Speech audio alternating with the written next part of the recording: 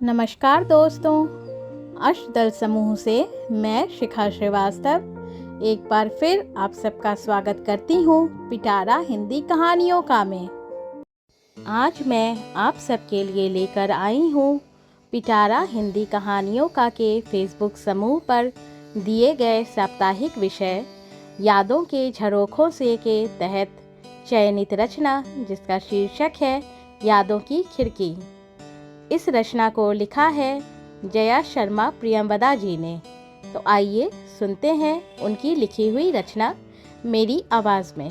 20वीं सदी से आए हुए हम जब 21वीं सदी के लोगों को नव वर्ष मनाते देखते हैं तो बहुत कुछ क्या सब कुछ नया नया ही पाते हैं।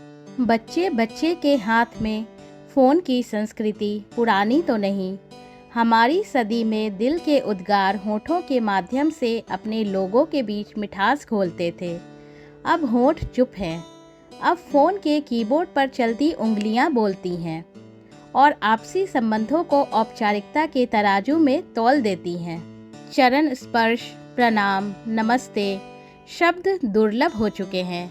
महानगरों में पैर छूने के नाम पर घुटने तक उंगलियां पहुंच जाएं तो अपने को धन्य समझने में कतई देर नहीं करनी चाहिए। सुबह उठने के फायदे और कारण हमारी अम्मा जी की बातों में विराजते थे।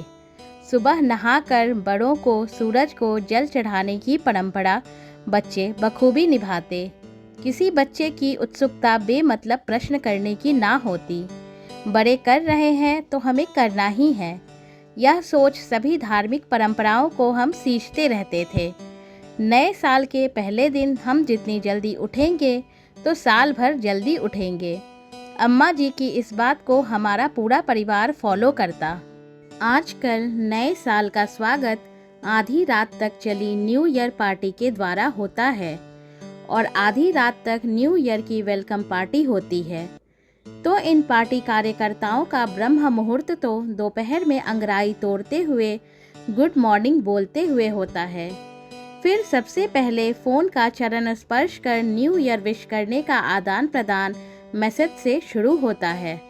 घर में कुछ आलतू फालतू लोग हैं जिनके पास फ़ोन नहीं है या किचन संभालने में ही अपने को सौभाग्यशाली समझती रहती हैं। वह इनके चेहरे पर फ़ोन पर आई मंद सी मुस्कुराहट देख अनुमान लगाती है कि ज़रूर कोई फ़नी मैसेज है। मम्मियों को वीडियो कॉल करता देख नई पीढ़ी मुफ्त की सलाह दे देती है मम्मी को ईयरफोन लगाने की। एक हमारे ज़माने में व्हाट्सएप तो था नहीं। व्हाट्सएप के बारे में सपने में भी न सोचा था। फ़ोन ही हमारी कल्पना में न था। कभी सोचा ही न था कि कभी फ़ोन हमारे हाथ में होगा, हम इसको लिए इधर उधर इतराते में घूमेंगे। हमारे ज़माने में न्यू ईयर ग्रीटिंग कार्ड होते थे। हफ्ते भर पहले कार्ड खरीदकर टीचर्स के नाम लिखकर और कुछ भी छोटा सा सम्मान भरा संदेश लिखकर टीचर्स को कार्ड देना बहुत सुखद अनुभूति वाला होता। आपस में हम बच्चे भी अपने खास दोस्तों को ग्रीटिंग कार्ड देकर खुशी का इजहार करते। विंटर वेकेशन जैसी छुट्टियों की ज़रूरत हमारी पीढ़ी के बच्चों को न थी, क्योंकि हम मजबूत जो थे। एसी का नाम न सुना था मैंने। घर में बैठक में लगा कूलर गौरव की बात होती। गर्मियों में तेज़ धूप परेशान न करती। हाथ के पंखों से भी गर्मी दूर हो जाती। घर में रखा फ्रिज पड़ोसियों को भी ठंडा पानी पिला देता। कितनी मनमोहक है वह सुनहरी याद जब 1984 में हमारे घर टीवी आया था। उससे पहले बहुत बड़े बड़े एंटीना होते थे। घर की छत से गिन सकते थे शहर के टीवी। 1984 में हमारे शहर शाहजहांपुर में दूरदर्शन का टावर लगा। अधिकतर लोगों ने टीवी खरीदे, छोटे छोटे एंटीने वाले। नई पीढ़ी के पास उसकी कल्पना भी नहीं। यहाँ तो घर घर लगी डिश को ही पहचानते हैं। दूरदर्शन टावर लगने पर सबके घर ब्लैक एंड वाइट टीवी आए। पहले टीवी केवल शाम 5 बजे से रात 11:30 बजे तक ही आता था। बुधवार और शुक्रवार को रात 8 बजे आधा घंटा वाला चित्रहार का इंतज़ार हम सबको रहता। गुरुवार और रविवार को शाम की पिक्चर देखने के लिए पूरा मोहल्ला इकट्ठा होता था हमारे आंगन में।